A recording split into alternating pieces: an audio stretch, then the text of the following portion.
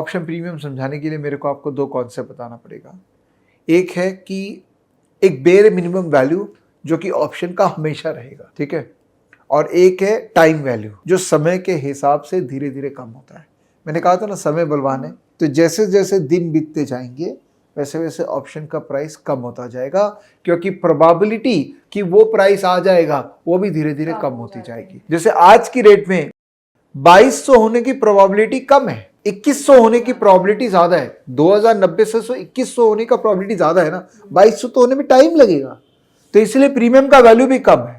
एक होता है बेयर मिनिमम ऑप्शन का वैल्यू जो कि रहेगा ही बिकॉज उसका मिनिमम प्राइस है वो ऑप्शन, और दूसरा होता है टाइम वैल्यू जो कि डिसाइड करता है कि कितना समय बचा हुआ है ऑप्शन को एक्सपायर होने। ठीक है, तो अगर आप 2100 का स्ट्राइक प्राइस देखें और अभी प्राइस चल रहा है 2090, तो 2100 का स्ट्राइक प्राइस में बेयर मिनिमम वैल्यू इसका जो होना चाहिए 2090 में जो चीज आपको मिल रही है, तो आप 2100 में उसको क्यों नहीं, तो आप एक्सरसाइज नहीं करेंगे, तो उसका बेयर मिनिमम वैल्यू हो गया 0, कॉल इंट्रिंसिक वैल्यू। अगर कोई भी स्ट्राइक प्राइस को एक्सरसाइज करके current market price minus strike price से आपके घर में कुछ पैसे आते हैं, तो वो हो गया उसका इंट्रिंसिक वैल्यू, कि इतना तो इसका वैल्यू होना ही चाहिए। जैसे एग्जांपल के रूप में लेते हैं 2000 का स्ट्राइक प्राइस, इसका प्रीमियम का वैल्यू है 103 रुपए और स्टॉक का प्राइस है 2090, तो इसको आप एक्सरसाइज करेंगे 2000 का स्ट्राइक प्राइस, क्योंकि अगर 2000 में मेरे को मिल रहा है तो बहुत अच्छी बात है, लेकिन जो बेच रहा है वो बेवकूफ थोड़ी ना, वो आपको सस्ते में प्रीमियम नहीं देगा ना। वो बोलेगा कि देख ऐसा है 2000 का अगर तुमको बाई करना है और 2090 अगर स्टॉक का भाव चल रहा है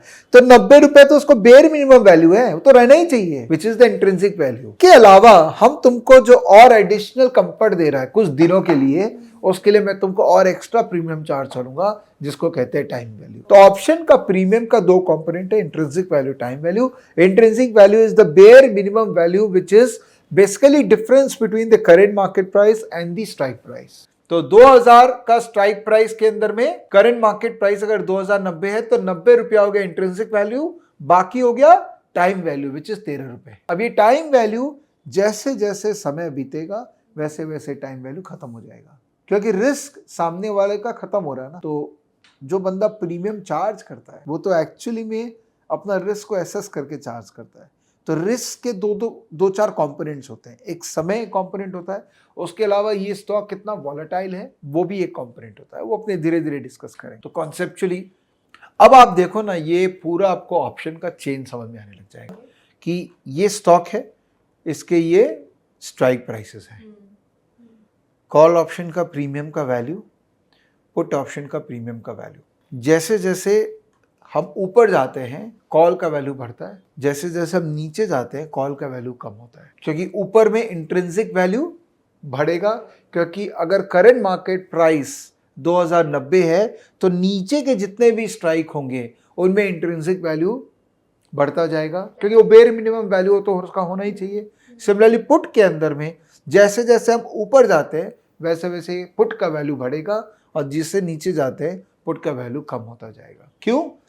क्योंकि 2090 के ऊपर के जितने भी स्ट्राइक प्राइस है उनमें इंट्रिंसिक वैल्यू है पुट के केस में। एग्जांपल के रूप में अगर मैं आपको बोलूं कि मैं आपको राइट दे रहा हूं कि आप 2200 में रिलायंस को बेच सकते, अब भाव चल रहा है अभी 2090, तो आप उस राइट को एक्सरसाइज करेंगे? ऑब्वियसली करेंगे। इसका मतलब उसमें इंट्रिंसिक वैल्यू है, तो वो इंट्रिंसिक वैल्यू प्रीमियम के अंदर में रिफ्लेक्ट होगा। जो आपको वो राइट बेच रहा है वो बेवकूफ नहीं है, वो बोलेगा भाई भाव अभी 2090 है तो 2200 का अगर मुझसे लेने की बात कर रही हो तो 110 रुपया तो उसका इंट्रिंसिक वैल्यू, तो वो मेरा प्रीमियम का पार्ट रहेगा ही, प्लस टाइम वैल्यू, क्योंकि समय भी है मेरे पास और हम तुमको रिस्क हेज दे रहा है तो समय का भी तो थोड़ा तुमको प्राइस दिया जाए। तो ये जो स्ट्राइक है 2100, इसको कहते हैं at the money. Current market price पे जो स्ट्राइक प्राइस है उसको बोलते हैं एट द मनी। और जो स्ट्राइक कॉल के केस में बोल रहा हूं, जो स्ट्राइक नीचे है मतलब करंट मार्केट प्राइस के नीचे है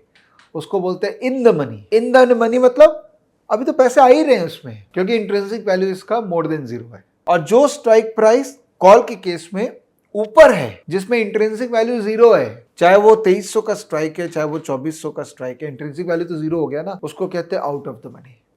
और पुट के केस में उल्टा, जो स्ट्राइक प्राइस ऊपर है करंट मार्केट प्राइस के ऊपर है इसको कहते हैं इन द मनी, क्योंकि उसमें ऑलरेडी पैसे आ रहे हैं, जो सेलर उसको ऑलरेडी पैसे आ रहे हैं, जो स्ट्राइक प्राइस पे है उसको बोलते हैं एट द मनी, और जो नीचे वाले हैं उसको कहते हैं आउट ऑफ द मनी। तो ऑप्शंस का मैंने आपको बेसिक जो टर्मिनोलॉजीज है वो आपको बता दिया है। Option premium, intrinsic value, time value, strike price, in the money, at the money, out of the money. What decides the premium value? Intrinsic value plus time value. Time value is dependent upon समय, जो कि बलवान है, लेकिन और भी components हैं जो उस टाइम वैल्यू को इन्फ्लुएंस करते हैं।